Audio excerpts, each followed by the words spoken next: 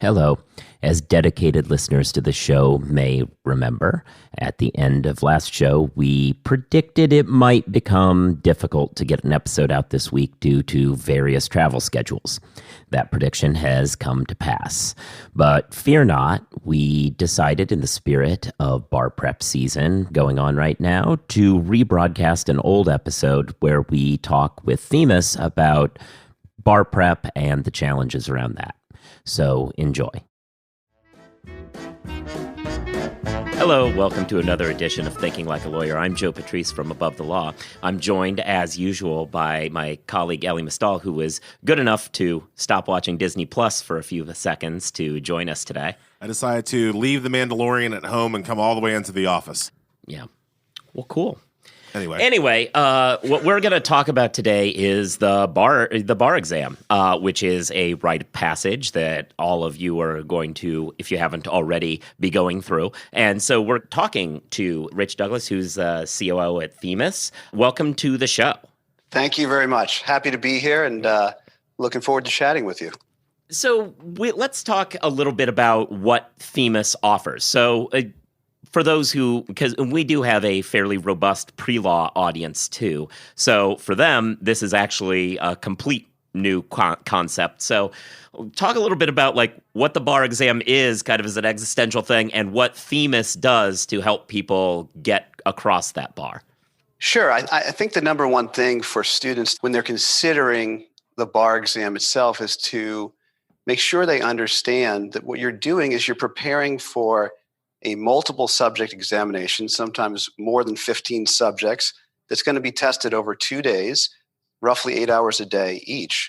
So the exam itself is unlike anything they've seen in law school or even in undergrad or any other time in their life. So the bar exam prep and what we do is we help structure and organize that for students.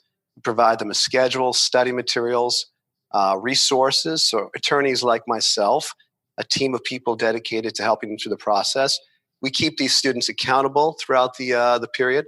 And we also now, in light of where we are today with technology, really track very carefully the performance analytics. So how much of the work they're completing, how well they're doing as they complete this work, how many questions they've done, what their percentage correct is. A lot of these things that we're tracking, we have some secret sauce, if you will, or an internal algorithm that will give us a better idea if these students are tracking where they need to be, or if we need to give them a little bit of a push and encouragement to move forward at a better pace, or even if they're beyond where they are, give them a little bit of advice or guidance in terms of where to focus their attention if there's some areas of challenge. one of the things that I think is important for people to understand, especially if you haven't been through the bar process just yet or thinking about going to law school, is that law school, for the most part, is not there to teach you at all how to pass the bar exam, right? It's an entirely different skill set. It's an entirely different kind of curriculum. And so one of the things that bar prep companies have to do, and first of all, it's one of the things that you have to kind of sell people that you are doing. And then once you convince them of that, you have to actually do it. You have to do a lot of teaching to your students so that they can pass the bar. It's not test prep in the sense that like, oh, I'm doing some vocabulary flashcards for the SATs. It is test prep in the terms of like, oh, I need to learn the hearsay rule now because I didn't have to take evidence, but now I need to be able to note the 13 exceptions to hearsay in order to pass this bar exam. So how does Themis go about really what's their kind of classroom prep? What's their teaching mechanism to help students absorb all of this information in a very compressed timescale? So, and it's interesting you talked there at the end about the compressed timescale. So in general, most students graduate from law school in May of their third year. There are some that graduate December, January, but the bulk of them, and they'll go on, those May graduates, to take a July bar exam. So what you're looking at is a prep period of anywhere 8 to 10 weeks that you can study and kind of get organized and structure all the materials necessary to pass this exam. What we really focus on is we are an online provider. And what that means is years ago, it was very typical Back when I went to law school 20 years ago, people would sit in the classroom and watch these really long videotapes, or if you're lucky enough, there might have actually been a professor there, where you just listen to somebody drone on about the law, and then you go home and you'd practice on your own. There really wasn't any personalized process with it. We put the process online. We have actually also taken the substantive learning and segmented it, if you will, into much shorter chapters. So we're really trying to focus people on learning less information at a time, but yet enough so that they still have what they need to pass the bar examination. And where we're focusing really is on what we call the black letter law, the key principles, and then focusing on the analysis, the comprehension, the understanding, and then we're teaching them the skill necessary in the way that the bar exam tests. And it's really tested in two different ways. One is in writing itself, and the other is in a multiple choice examination. So the real emphasis is on making sure they understand the law in the way that it's going to be tested on the bar exam, and then understanding how they can do well on the test, either really well or just well enough to pass the bar exam. Because at the end of the day, the only score that matters is you passing, whether you have the highest score or the score that's closest to the median point as possible. It doesn't matter as long as at the end of the day you get your pass. You don't actually ever even, at least on the multi-state exam, you don't actually ever even know your raw score unless you are like me and you send away for it. I felt so confident after I took the bar that I bet Matt Levine, who people know as a columnist for Bloomberg View. He was in my college class, and he's one of the smartest people I know. And I killed the bar so hard that I sent away for my score and bet Matt Levine that he didn't get within 5 points of my raw, just, out of 200 MBE score. That's how confident I was. Yeah, how'd that turn out? I owed him $100. That's what I figured. And when he came back, when he got his score back, he was like, well, Elie, you're right. I didn't get within 5 points of you. I beat you by 8. Yeah, that sounds like how that story was going to end. That's good. I've reached an age in working with you that I don't actually hear stories I haven't heard before all that often. So this is a huge moment for me. So I do though want to zero in on a comment that you made, because for those who haven't taken the bar, it may be lost on them, because media portrayals, what was it? I think it was The Firm, where they talk about, he got top score on his bar exam. Like, that doesn't happen. It is very much a, go out there and get a D-. So long as it's not a fail, you get through.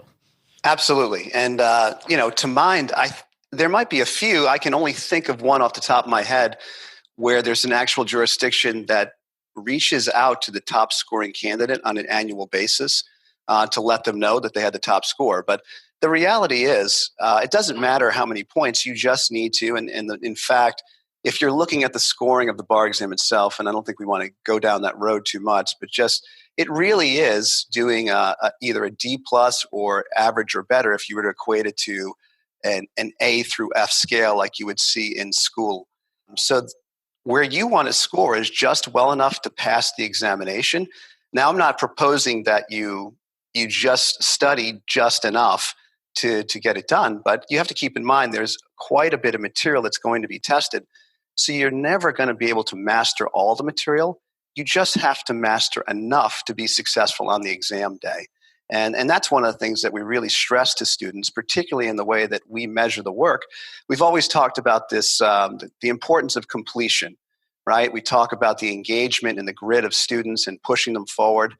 But we talk about how much of the course you actually have to complete, which also helps them kind of compartmentalize what they need to do. But we really push this 75% number. And what we tell students is, if you're doing at least 75% of the work we're going to assign you during this course, or that 8 to 10 week period I laid out before, more likely than not, you are going to be successful on your bar exam.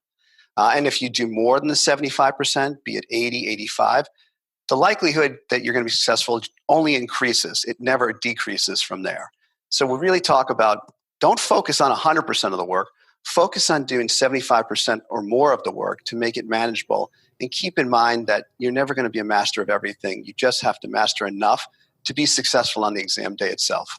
That is so much nicer than what I heard. I had my whole Harvard graduating class, they put us in an auditorium, and the booming voice over the microphone was straight up like, "One of you will fail. Do not be that one." And like that was our, then go forth and study. Yep. Joe, yeah. What was the hardest part of the bar exam for you? I mean, this is a test that is known as one of the most difficult tests like available in America. And there are parts that people find not as hard. There are parts that people find terrifying. What was the hardest part for you? Not just in terms of like what you thought was going to be hard, but like test day 1, day 2. What was the actual hardest part? So this plays into humble brag, I guess. But the most terrifying moment of the test for me was on the second day when I finished with a couple of hours to spare and looked around and was like, because you're in the Javits Center here in New York, and so it's thousands of people all around you, and no one else is done, and I'm done, and I'm like, did I completely miss what was going on, or what? Ultimately, I spent about 15 minutes just looking over everything to make sure I wasn't crazy, and then when I decided I was done, I got on out of there. It turned out I wasn't the only person done. I did run into one of my law school friends outside, but we were very early finishers, and that was the most terrifying part, the part where you think it's like the old Rumsfeld thing about known knowns, known unknowns, and whatever. It's like when you finish early like that, you're like, I've clearly done something wrong, and I have no idea what it is, because otherwise I wouldn't be done this early. But it turned out it was okay. Anyway, hardest part for me in the bar exam. Okay. Well, not testing day, but just in terms of was like falling behind Matt Levine again. Yeah, exactly. Okay. Was in the prep, I was really flummoxed by the distractor answers. So the bar exam, unlike pretty much every other exam, puts in the multiple choice section, puts an answer choice in that is kind of purposefully meant to distract you, right? It's purposely meant to sound like it's right and almost kind of take advantage of over-information. This is what Ron was talking about how you can't actually master everything, what Rich was talking about. Takes advantage of over-information, right? So you'll get this fact pattern. The guy walks into the car and the brakes are faulty. He runs the red light. He gets slammed in by a driver who was speeding, who wasn't at that point. The aliens come down and they stab him in the face, and they did it right. Who's to blame for this driver, right? And they tell you right in the beginning the brakes were faulty. They tell you the answer right in the beginning. And answer A is the brakes were faulty, right? But answer C is like really getting you into like you've been learning about manslaughter and you know involuntary, and you have all of these other like random thoughts, and that's what that answer is. That distractor answer, it's taking advantage of all of these other words you've heard to like make you want to circle in C, right? When the first answer is the most obvious answer. And you didn't have to know anything about the law to read the damn paragraph, because it's the bar, like every exam ever made, it is a reading comprehension test. They put the answer right in the first sentence. The brakes were faulty. Yeah. So with that, so when it comes to bar prep, is that an issue that you find is true of a lot of students and not just Elie, and B, is this actually a good place where those analytics that you talk about can come into play, allowing you to kind of identify early, oh, this is where somebody's missing something?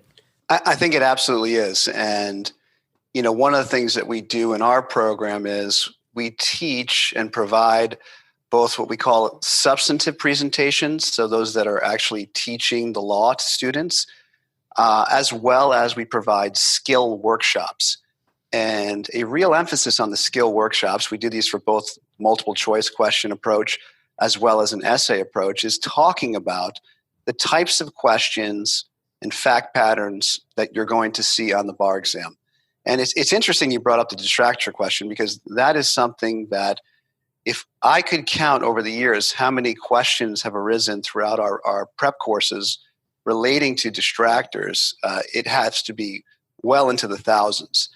But we spend a lot of time talking to students about why these are in the questions, why they're important, and how practice can help you identify them right away.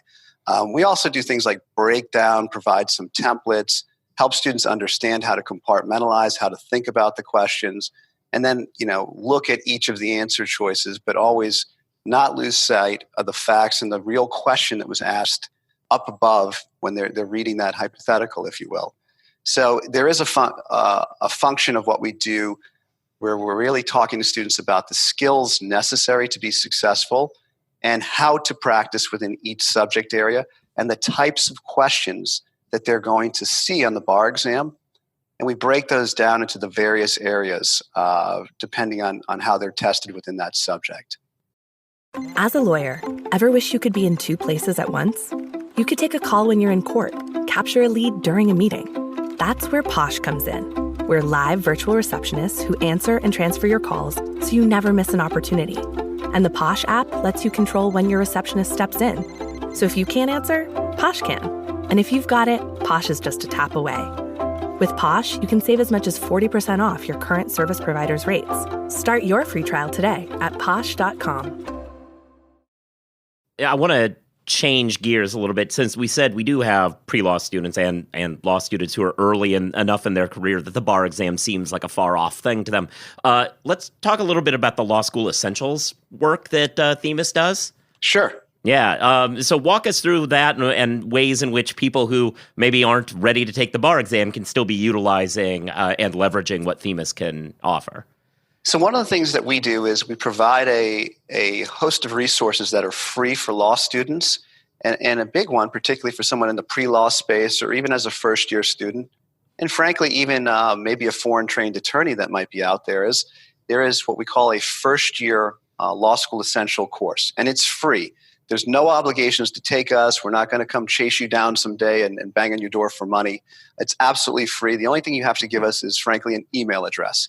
And what we do in there is we provide, there's videos that are segmented based on our methodology that I touched on briefly before, broken down into very short chapters, if you will, focusing on a few areas at a time.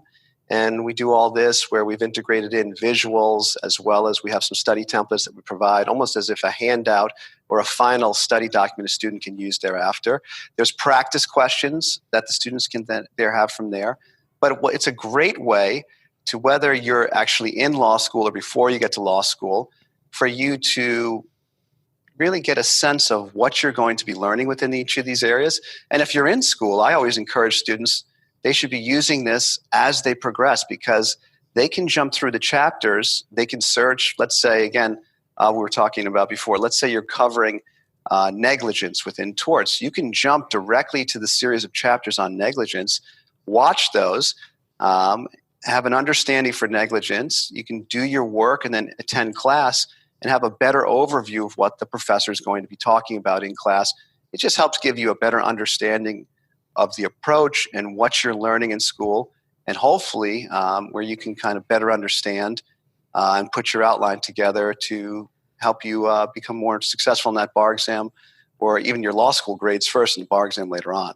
But again, no obligation in any way for payment to us. They're simply free. So whether you're in law school or not, it's a great way, even if you're thinking about law school, just go check out the program, watch a couple of the videos, and might help you decide whether or not spending all that money on tuition really makes some sense for something that you just either like or maybe you don't like so much. Do you think that 8 to 10 weeks is enough? That's a great question too. And the answer is it may be for some students, but not for all students. It really depends on the individual and what they need. A number of schools today are working to create or dedicate some credit time and actual classes that is almost like a reintroduction to their first year classes, but they call it like a bar support course. And what that effectively does is extends the runway into the bar exam preparation.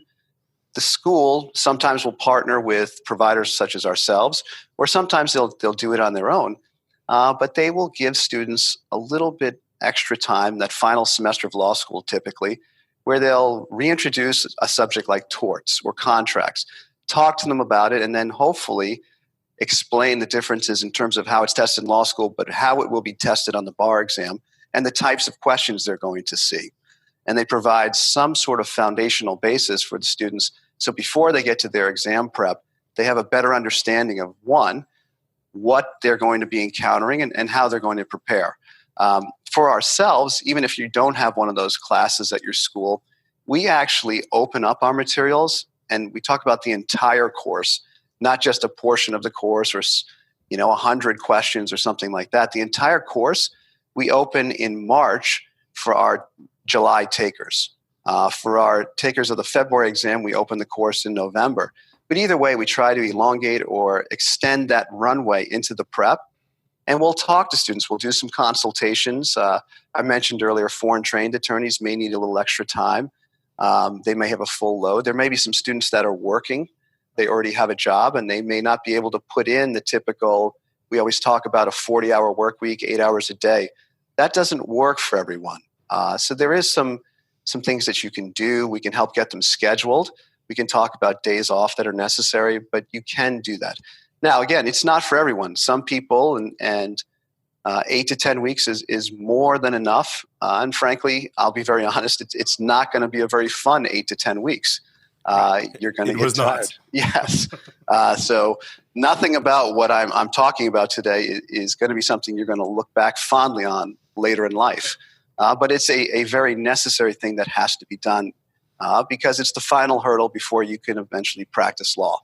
So one of the biggest controversies in legal education right now is we've said for years that the LSAT is probably the best predictor of how people will ultimately perform on the bar exam. That's a stat that gets tossed around a lot.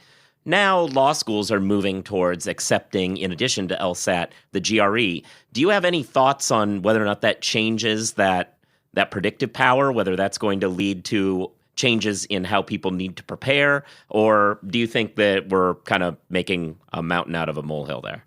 I don't. I think, I'll stay clear of what I think, of the old LSAT versus GRE.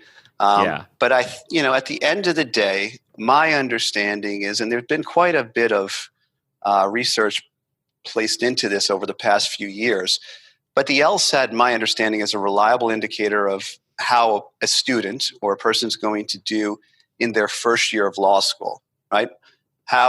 What their ability is to pass those first year classes.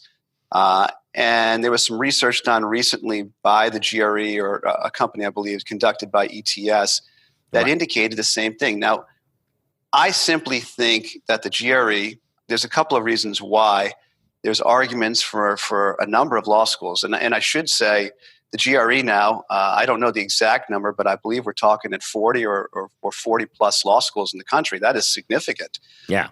But some of the arguments that I've heard for inclusion, and moving away from the exclusive test for law school being that LSAT, is it provides more accessibility to students. There's tons of GRE test centers all over. It's given multiple times a year. It can also broaden the range of applicants and pools. I mean, you talk about candidates and where they're coming from, and you talk about, there's this big push, particularly at the undergraduate or even for STEM backgrounds. And you talk about where the law and the future is going. You talk about things like artificial intelligence, patent, all these different areas of law that are starting to explode. You need people with those types of backgrounds. And, an exam like the GRE may be more viable for that person as opposed to the LSAT exam itself. The ABA has been relatively silent on the issue. They have certain standards that the schools, the ones that are ABA accredited, I should say, have to abide by. And there's one particularly that talks about admission testing, if you will, for law school, ABA 503. And all it says is that the exam itself needs to be valid and reliable to be used as an admission test for law school. The ABA has not said anything about the GRE yet, and I think that's kind of opened the door or the floodgates to a certain extent for a number of schools and a number of schools all across the country. We're not talking just one geographic area to accept the GRE. So all in all, I don't know whether there's, I'd love to see some data, but I think it's probably a little too early to tell, but I don't see anything wrong with this. And I think, at the end of the day, if it's bringing in more diverse candidates with different backgrounds and they're going to expose people to the changes that are going to be impacting not just our lives, but the law itself, then I think this is a good thing. My thing with that is always, though, and this is why it's good that you're on. Yeah, it's all well and good until somebody can't pass the bar, right? Like it's like I'm all about increasing opportunity and access and blah blah blah blah, STEM for law, but if you can't pass the bar at the end of the journey, then that money that they are not giving back to you doesn't ever pay off. Right. And all of that is contingent. This is an argument that Elie and I have had several times on this show that you have walked into the middle of, unfortunately. But the problem with that is there's nothing to suggest that there are going to be more people failing the bar because they took the GRE than failed the bar for taking the LSAT. The data's just not there. And to the extent that we have basically no distinction between the two, access is always going to trump. Sure, to the extent that we have no distinction between the two, to the extent that we have really studied the distinction between the two, which we haven't really been able to study yet, because we're still within the first generation of people taking the GRE and going into law school, right? One of the things that the LSAT has at least going for it, the reason why I don't like this debate, as opposed to most of the debates that we do have, is that I don't like what I'm defending. Usually I like what I'm defending. Right. Even if I'm wrong. Here, I'm kind of both wrong and I don't like what I'm defending. Yeah. I don't think that the LSAT is a great test. I don't think the LSAT should be the only thing that determines whether or not a person gets into law school. But taking the LSAT does show a certain level of seriousness and commitment and understanding of what you were about to get into, whereas taking the GRE is just like what you do when you don't feel like getting a job after college, right? Like, I'm a PhD, history, law school. Like that's what the LSAT is too. The LSAT is what you do when you don't feel like getting a job after college, but we're also not good at math. Anyway, but that's the whole aside there. No, but that is an excellent point about the increasing the exposure and the way that the law is moving towards more hard science related subject practice areas, that's a great point. Well, thanks, Rich, for joining us today. This was super valuable. I'm glad you could join. It was a lot of fun. Thanks for having me. And I appreciate you. I've got a little bit of a cold, so I appreciate you dealing with my slightly nasally voice. But anytime you guys need a guest, feel free. I enjoyed myself. Excellent. Thanks. Excellent. And thank you all for listening. You should be subscribed to the show by now, but if not, go ahead and do that now. Give us some reviews, not just the stars. Write something, because words on that page tell the algorithm that it's important to pay attention to this show, which moves us up their rankings of legal podcasts, which is always important. You should be listening to The Jabot, which is Kathryn's podcast, an occasional host here, where she talks about women and minorities in the legal profession. You should be listening to the other offerings of the Legal Talk Network. You should be reading Above the Law. Go ahead and follow us on Twitter. I'm at Joseph Patrice. He's at Elie NYC. And thanks for joining us for this rebroadcast. And good luck on the bar exam. We will be back next week with a brand new episode. Thanks to Posh, as always, for sponsoring this one. And we will be discussing the news and events of the last 2 weeks next week. Bye.